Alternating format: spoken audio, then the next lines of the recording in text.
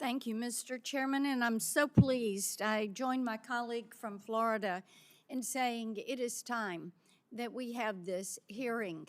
All across Tennessee, I hear from people every single week that say, what was really going on in the White House, and why would no one say anything when, with your very own eyes, you could look at any of the footage and see what was transpiring with President Biden. And I think the fact that many of his own cabinet members knew that he was not fit to serve and that there was a cabal behind the curtain who was making all the decisions.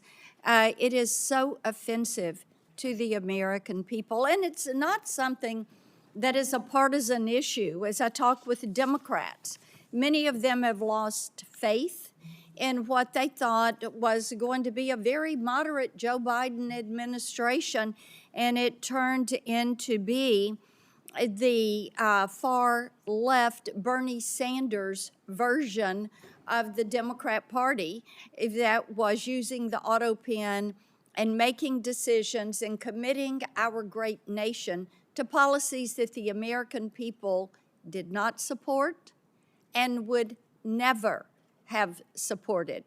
And I fully believe that because of that overreach and that flippant attitude that much of his staff had toward the policies of this nation, to people in the administration that chuckled about tossing gold bars off the Titanic.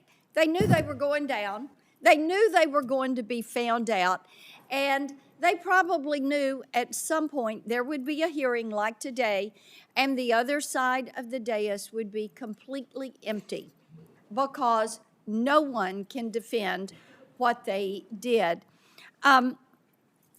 Wold, I want to come to you for a moment and talk about something that was really a disturbing revelation from the Tapper Thompson book. And you know, this is part of the thing.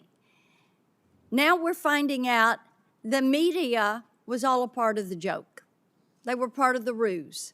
They were part of the fraud that was pushed forward. A Biden staffer told the authors that Biden just had to win and then he could disappear for 4 years. That's all they needed to do. And, you know, it is, the following statement was, he'd only have to show proof of life every once in a while. And as I had a Tennessean say to me, when they had actually downloaded this book and read it, and then they said, you know, how stupid do they think we are? And the disrespect this administration showed to the American people. Why is it that the American people appreciate that President Trump goes out and nearly every day is taking questions and answering questions? Is because they have now found out that these staffers were willing to do undemocratic things, as using their term, to keep the president in office, to keep Biden there. They were willing to do undemocratic things, unlawful things. So, Mr. Wold, let's talk about that behavior and how that undermines the faith of Tennesseans and all Americans in our public institutions, because they could see what was happening, but they were being lied to by people in the White House who were probably then running in their office and saying, well, we pulled it off another day.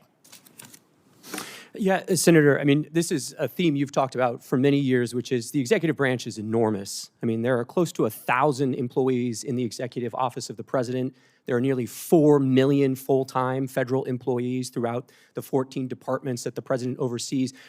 Executive power as accountable to the people of this country really manifests in two ways: the power of the president to remove bureaucrats and to fire them, and to affix his signature to official actions that he undertakes.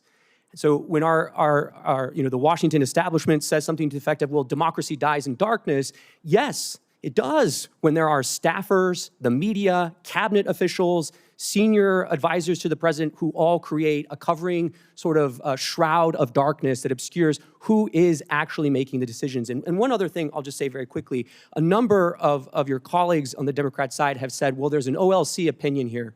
We don't need to talk anymore. There's an OLC opinion. It says you can use the AutoPin. The opening paragraph of that OLC opinion says you can use the AutoPin, but only when the president directs that you do so under his decision-making power, right? It is very clear again and again that the president actually has to make the decision. That cannot be delegated to a staffer or an advisor. And there's no indication here that anyone other than staff were making these decisions. Thank you, Mr. Chairman. Thank you. Senator Hawley.